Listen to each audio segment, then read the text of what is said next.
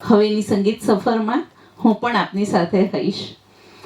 આજે આપણે સૌ સંગીત એ આત્માની ભાષા છે અને આજે આપણે સંગીતની એક દિવ્ય અવાજને શ્રદ્ધાંજલિ આપવા માટે એકત્રિત થયા છીએ, જે અમર છે.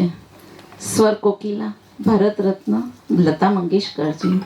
મિત્રો, આજે આપણે એક એવા અવાજને યાદ કરવા એકત્રિત થયા છીએ જે આપણા દિલમાં હંમેશા જીવે છે.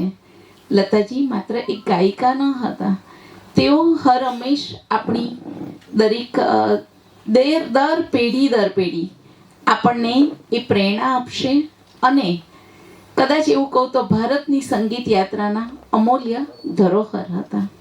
તો ચલો આજે આપણે એમના ગીતોને આગળ વધારીએ. હું આમંત્રિત કરીશ ફેબીના બેનને. Please welcome. અરે